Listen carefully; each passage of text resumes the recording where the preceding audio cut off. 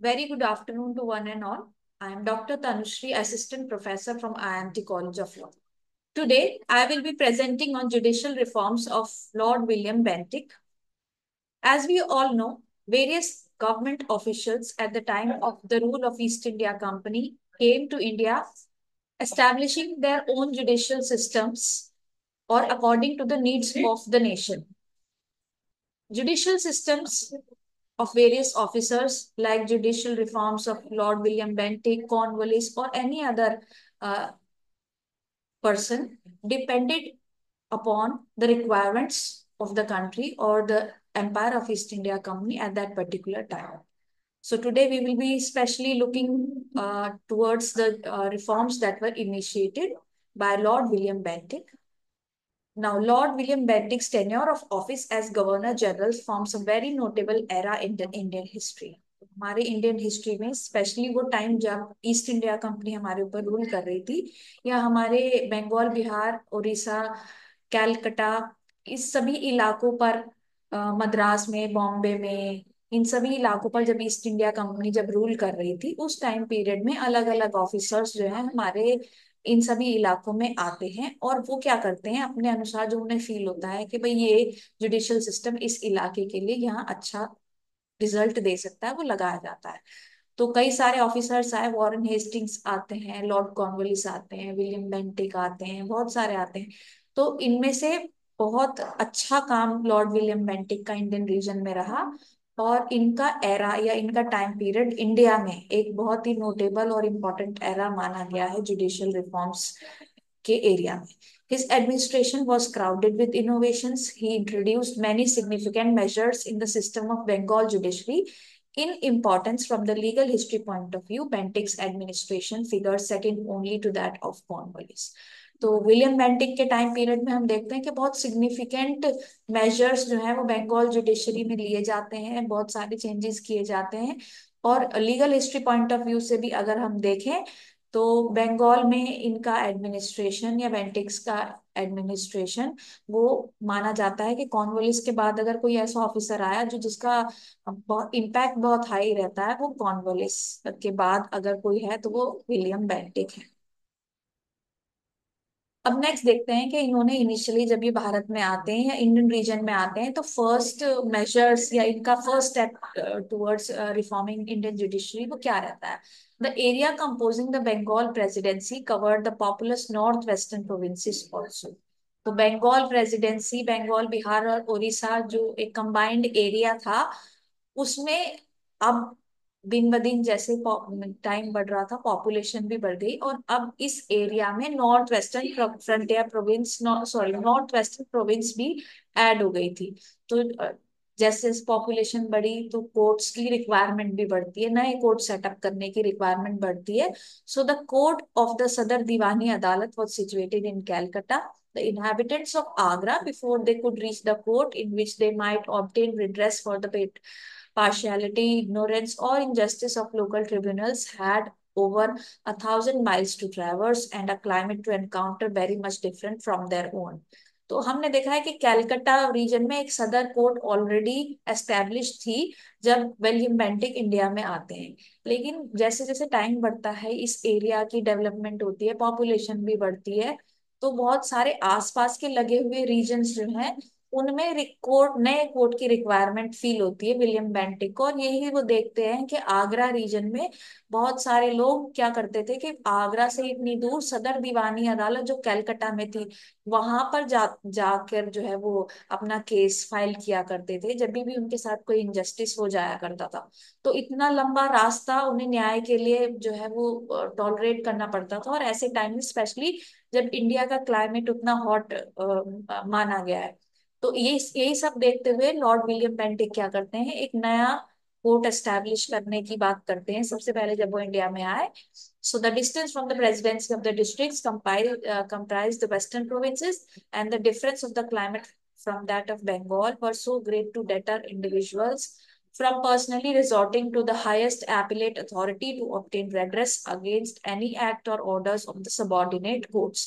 तो हमने ये देखा है कि बहुत सारे लोग क्या कर रहे हैं कि कैलकाटा जाने के डर से, या उन्हें ये फील होता था कि इतना लंबा सफर तय करना है गर्मी में, तो वो क्या किया करते थे कि वो टोटली बहुत बार अपना पूरा मोरल ही खो दिया करते थे इसी उसमें, कि इतना लंबा रास्ता तय करके उन्हें जाना पड़ेगा, स्पेशली उस टाइम पीरियड में जब कम्युनिकेशन इतना डिफिकल्ट हुआ करता था।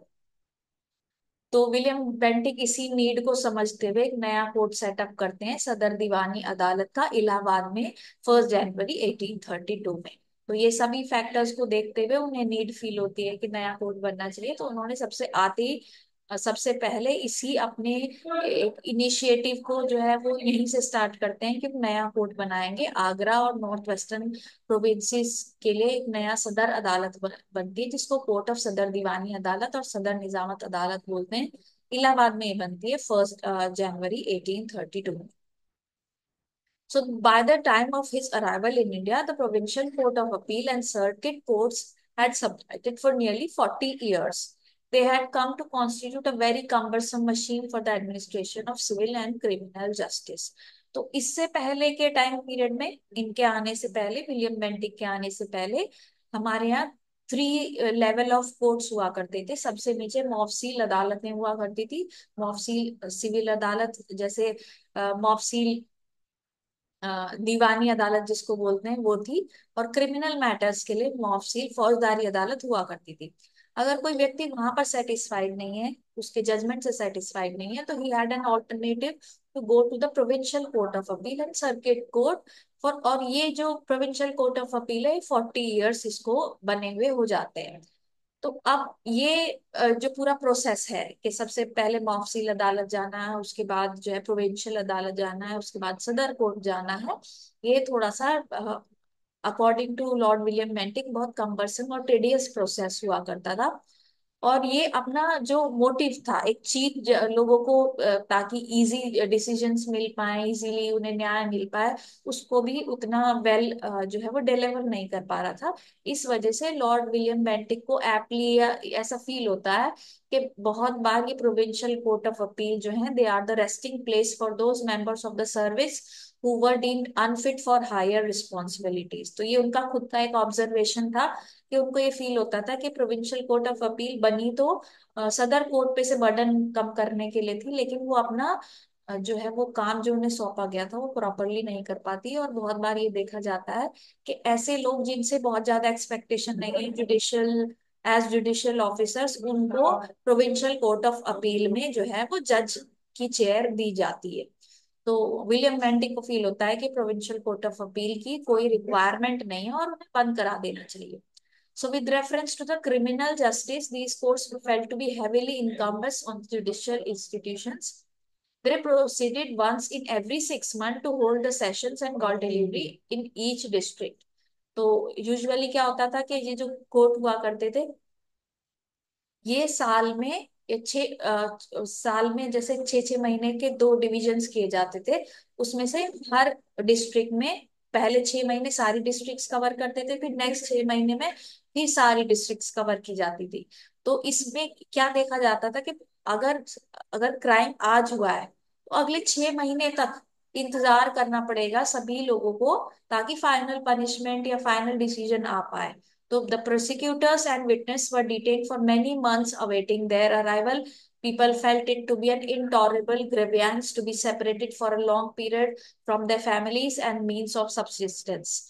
The prisoners was equally consigned to a very prolonged imprisonment before he was tried. To those who happened to be guilty merely of minor offences or those who were proved to be innocent, this confinement without trial was a glaring injustice.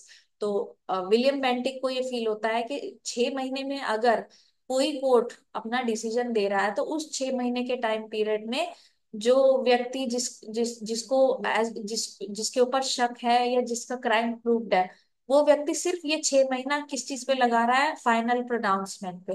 तो ऐसी condition में वो व्यक्ति और उसकी family members, सभी लोग जो हैं वो सफर कर रहे हैं।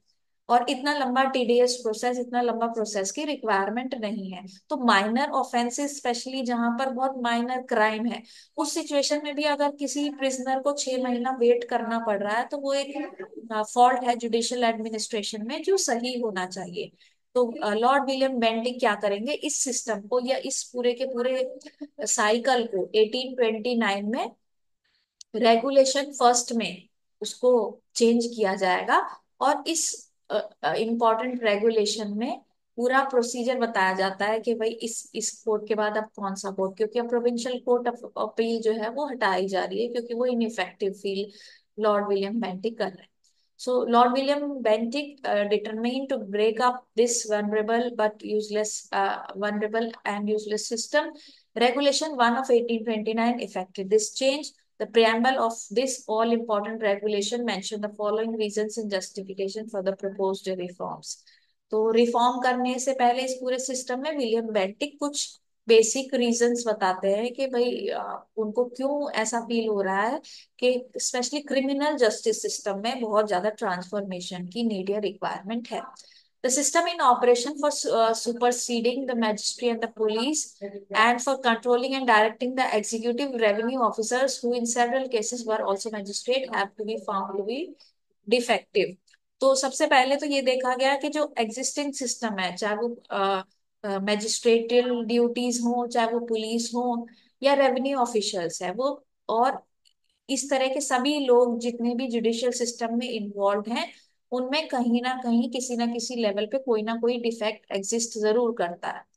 दूसरा, the provincial council court of appeal and circuit, partly from the extent of country placed under the authority of each, and partly from having to discharge duties of both civil and criminal tribunals, had in many cases failed to afford that prompt administration of justice which it was the duty of the government to secure for the people.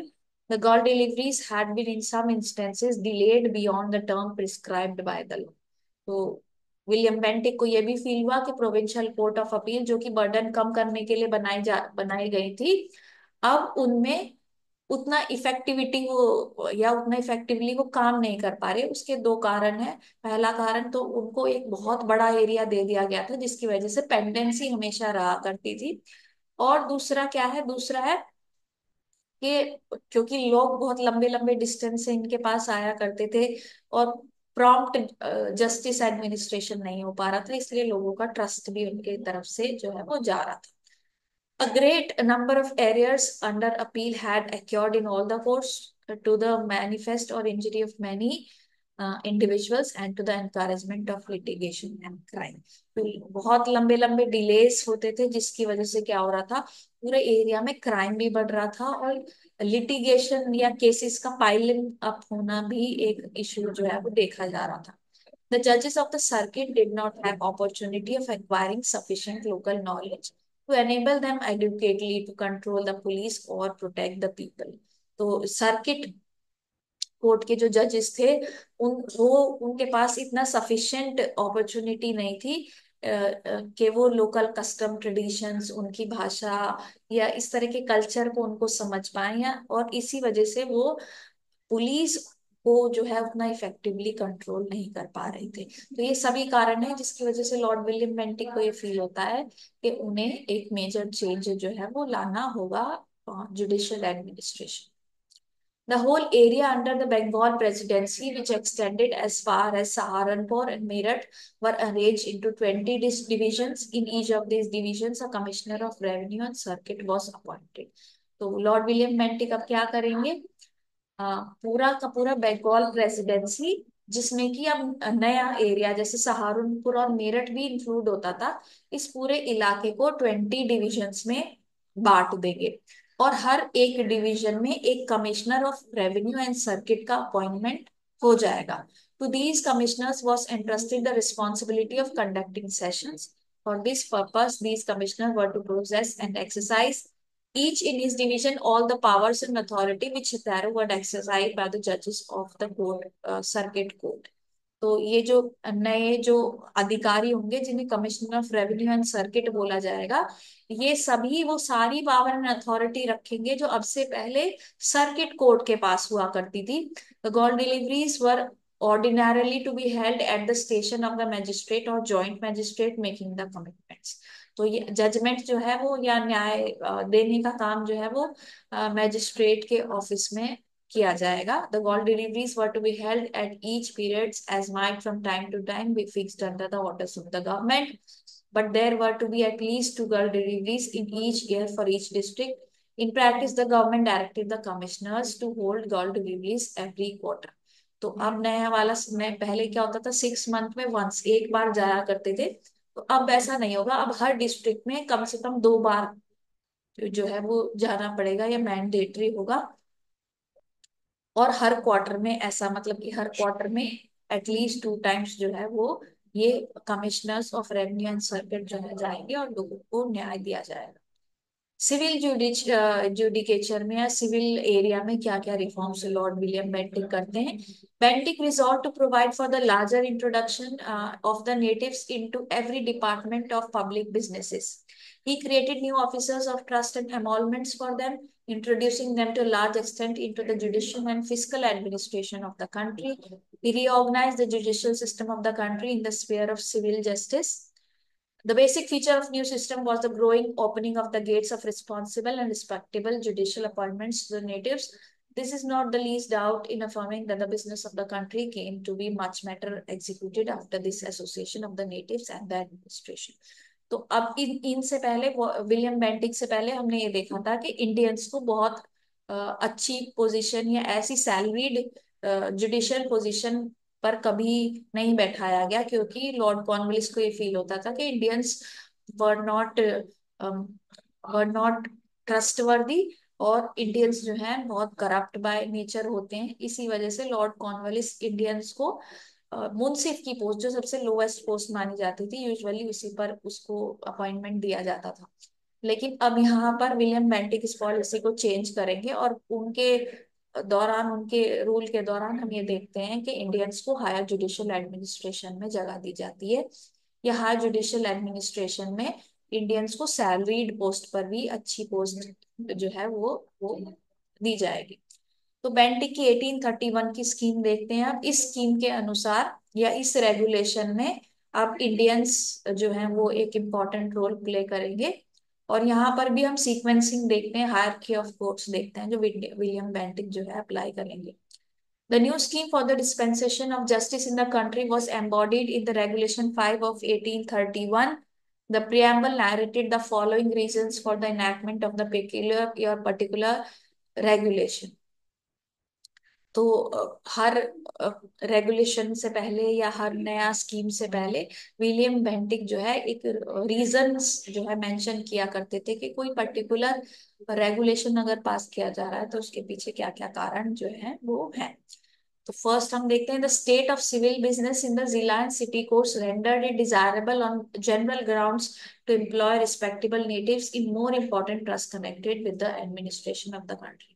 तो William Bentinck को सबसे पहले ये feel होता है कि अब Indians को जुडिशरी में अच्छी पोस्ट पर इंक्लूड किया जाना चाहिए, क्योंकि अब तक का जो रिकॉर्ड है उसमें ये देखने को मिलता है कि इंडियंस बहुत अच्छा काम करते हैं. इंडियंस जिस पोस्ट पर बैठे होते हैं वहां पर पेंडेंसी बहुत कम देखी जाती है, और वो लॉन्ग आवर्स ऑफ ड्यूटी जो है इजीली टॉलरेट कर लेते हैं इन कंपैरिजन टू यूरोपियंस. तो एक एक रीजन उन्होंने ये भी बताया 1831 की स्कीम में कि इंडियंस को जो है अच्छी जुडिशियल पोस्ट हमें देनी चाहिए, क्योंकि अब तक का उनका काम ये जो है दिखाता है कि वो अच्छा काम जुडिशियल रिफॉर्म में कर सकते हैं.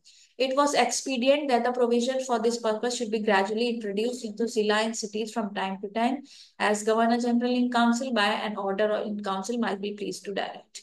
तो अब क्योंकि इंडियंस की जरूरत भी है, उन्होंने काम भी अच्छा किया है, तो इस इंडियन इंक्लूजन के लिए स्पेशल प्रोविजंस जो है रिफॉर्म में डाले जाएंगे या एड ऑन किए जाएंगे, ताकि जो है फर्दर इंडियंस का यूज हो सके जुडिशियल एडमिनिस्ट्रेशन में. It had become necessary in connection with those arrangements to modify the powers and duties of जिला, city और the provincial courts. तो जिला, city और provincial courts में स्पेशली इस बात का ध्यान रखा जाएगा कि इंडियन इंक्लूजन जो है वो एडमिनिस्ट्रेशन में हो. It had been deemed just and proper that no native of India should be considered ineligible to the office of munsif or wakil on account of his religious beliefs or persuasion. तो अब से किसी भी भारतीय व्यक्ति के साथ धर्म के आधार पर किसी भी पोस्ट पर उनके साथ कोई डिस्क्रिमिनेशन नहीं किया जाएगा. जैसे पहले होता था कि इस पर्टिकुलर रिलीजन का, इस पर्टिकुलर उसका व्यक्ति जो है इस चेयर पर नहीं बैठ सकता है। तो अब से ऐसा नहीं किया जाएगा। मुंशी वकील जैसी पोस्ट जो है उनमें कोई भी रिलीजियस बिलीफ का कोई भी व्यक्ति जो है वो इस चेयर पर बैठ सकता है। Murder and homicide were held to be justifiable under circumstances. Parents could not be sentenced to death for murdering their children. Grandfathers and grandmothers enjoyed a similar immunity in respect of their grandchildren. A person could kill a man who attempted to rape his wife. तो बहुत आप जबकि judicial reforms हम पढ़ रहे हैं William Bentinck के, तो हम ये भी देखते हैं कि बहुत सारे रिफॉर्म्स जो हैं लॉ में जो है जिनकी नीड और रिक्वायरमेंट्स जो है वो पड़ती है। तो अब हम देखेंगे कि अब जो सीक्वेंसिंग है वो क्या है। Munsif were empowered to receive and determine all suits not exceeding in the value or the sum of 300 rupees। तो मुंसिफ जो है सबसे नीचे की पोस्ट पे हम मुंसिफ बैठेंगे रेगुलेशन के अनुसार। और ये लोग जो हैं अगर फाइनेंशियल डिस्प्यूट है तो मिनिमम या एक टोटल सम जो है 300 रुपीज तक का ही डील कर पाएंगे, उससे ऊपर इनकी पावर में नहीं आएगा। तो ये अब इस मुंसिफ की पोस्ट पर कौन बैठेगा? Munsif was open to all Indian natives of any class और रिलीजियस परसुएशन। तो मुंसिफ जो है कोई भी भारतीय व्यक्ति बन सकता है, चाहे वो हिंदू हो, मुस्लिम हो या फिर कोई और कम्युनिटी को बिलोंग करने वाला। तो कोई रिलीजियस डिस्क्रिमिनेशन उसके साथ नहीं किया जाएगा। All suits within the competency of Munsif to decide were ordinary to be instituted in Munsif court. Nonetheless, the Zilla or the city Diwani judge was to be competent to receive such suits, him try himself or refer them trial to any other court subordinate to the authority, whatever he may be sufficient reason for doing so। तो ऐसे सभी cases जो uh, अपने जैसे power में उसकी में 300 rupees तक के केसेस थे वो सब वो डील कर सकता था। और मुंसिफ कोर्ट में इस तरह के सारे मैटर्स डील हुआ करते थे। और इसके बाद सिटी और दीवानी अदालत जो उसके बाद हायर अथॉरिटी में आया करते थे, बाकी सारे केसेस जो मुंसिफ नहीं डील कर रहा होता था उनके पास जो है वो जाया करते थे। एज मैटर ऑफ अपील भी जा सकते हैं, ओरिजिनल भी जा सकते हैं। Hitherto, the Munsif used to receive as compensation for his trouble in the trial of suits the amount of institution fee. These provisions were reinstated, it being laid down that henceforth the Munsif should receive from the government such monthly allowance and may be fixed by the order of Governor General in Council। तो अब से मुंसिफ को proper जो है वो salary मिलेगी, एक fees मिलेगी। और ये फीस जो है गवर्नर जनरल जो है वो फिक्स करेंगे या मेंशन करेंगे। द सेकेंड कैटेगरी जो दूसरी मतलब मुंसिफ के बाद जहां पर इंडियन इंक्लूजन किया गया है वो है सदर आमीन की पोस्ट। सदर आमीन की पोस्ट सेकेंड वो पोस्ट थी जहां पर नेटिव्स को जो है वो बैठना अलाउ किया गया था। The office was open to natives of India of any religious or class persuasion. तो इस पोस्ट पर भी सदर आमीन की पोस्ट पर भी कोई भी इंडियन व्यक्ति जो है वो बैठ सकता था। किसी भी तरीके का धार्मिक और क्लास डिस्क्रिमिनेशन उस व्यक्ति के साथ नहीं किया जा सकता था। तो इस ये their number in a district was to be regulated in such manner as the governor general in council might be pleased to direct। तो कितने सदर आमीन जो हैं वो एक डिस्ट्रिक्ट में बैठेंगे या कितना जो उस पर्टिकुलर व्यक्ति को कितना सैलरी मिलेगा, ये सब जो है गवर्नर जनरल इन काउंसिल जो है टाइम टू टाइम डिसाइड करेंगे। उसके बाद है द जिला सिटी जजेस were to be competent to refer to any of the sadar amins subject to their authority for trial and decision any original suit pending or institute in their courts if the amount of value of subject matter involved therein was 1000 rupees। तो 1000 रुपए से तक का amount जो है वो जिला और सिटी जजेस जो है वो सदर आमीन जो है वो डील कर सकते हैं। तो अब ये वाली पोस्ट भी हम देखते हैं, सदर आमीन वाली पोस्ट भी ये भी इंडियन के पास जा रही है, उसको सैलरी भी मिल रही है। उसके बाद एक और तीसरी पोस्ट क्रिएट की गई थी जिसको बोलते हैं प्रिंसिपल सदर आमीन। तो इस पोस्ट पर भी किसी भी इंडियन के साथ कोई रिलीजियस डिस्क्रिमिनेशन जो है वो नहीं होगा।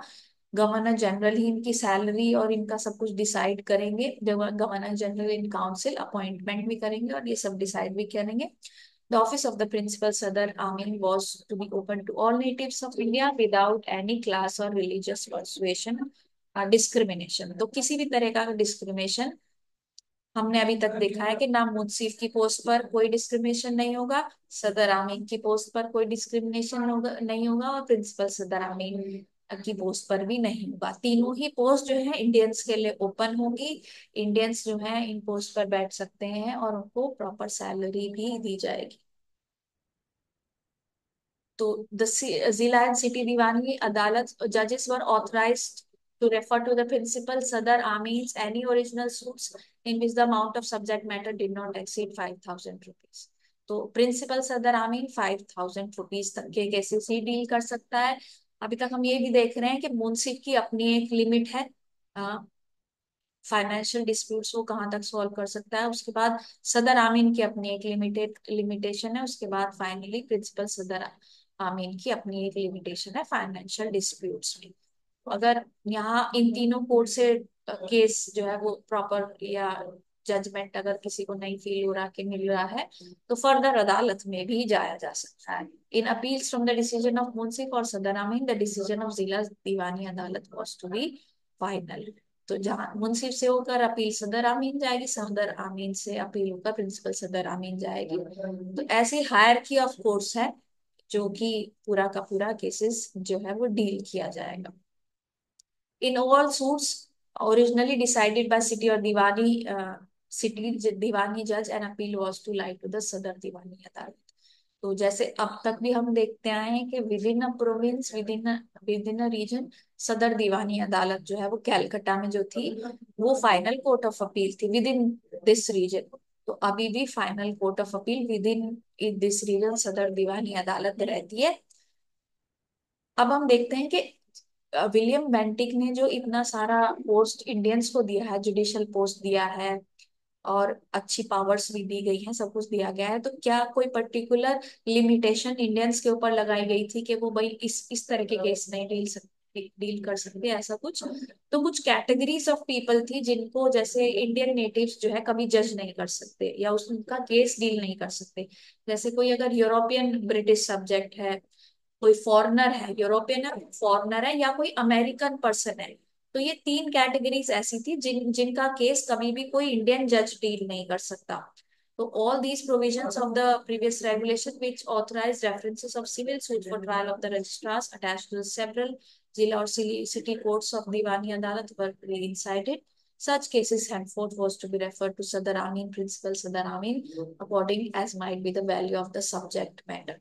प्रीवियस रेगुलेशंस में जैसे कुछ केसेस 200 रुपए तक के केसेस रजिस्ट्रार को दे दिया करते थे, अब वो केसेस जो हैं वो ये सब जो हायरकी बताई गई है ये सब जो है वो पुराना सिस्टम खत्म करके नया लागू करा जाएगा या नया सेटअप किया जाएगा। तो अभी तक हमने देखा सबसे नीचे है मुंशी, उसके बाद सदर आमीन है, फिर प्रिंसिपल सदर आमीन है, फिर सिटी कोर्ट है, और फिर सदर दीवानी अदालत है। तो ये पूरा का पूरा ओवरऑल सिस्टम है जो विलियम बेंटिक ने सिविल जस्टिस एडमिनिस्ट्रेशन में लगाया था। और इनका ये सिस्टम बहुत अच्छा वर्क करता है काफी लंबे टाइम पीरियड तक, इसीलिए ऐसा माना गया है कि लॉर्ड विलियम बेंटिक का टाइम या इनका जो इंडियन रीजन में जो एरा रहा है वो एक बहुत अच्छा एरा रहा है। क्यों ऐसा माना गया? क्योंकि अब तक हम देखते आ रहे थे कि इंडियंस के साथ बहुत डिस्क्रिमिनेशन था जुडिशरी में। उन्हें अच्छी पोस्ट नहीं मिलती थी, अगर पोस्ट भी दे दिया करते थे तो बहुत छोटी मुंसिफ लेवल की दी जाती थी, वो भी ज्यादातर उन्हें सैलरी भी नहीं दी जाती थी। तो अब हम विलियम बेंटिक के टाइम पीरियड में एक साइकोलॉजिकल चेंज भी देख रहे हैं, और ये भी देख रहे हैं कि ब्रिटिश जो है अब इंडियंस को अपने साथ ज्यादा नंबर में अच्छी पोस्ट पर इंक्लूड करने के लिए रेडी है, और वो करते भी हैं। इसलिए लॉर्ड विलियम बेंटिक का टाइम पीरियड एक अच्छा टाइम पीरियड माना गया है इंडियन लीगल हिस्ट्री में। तो that's all about the judicial reforms of Lord William Bentinck, and all this material and all this may be further seen or read from NP Singh's Outlines of Indian Legal and Constitutional History, published by Universal Law Publishing House. And that's all for today. Thank you so much.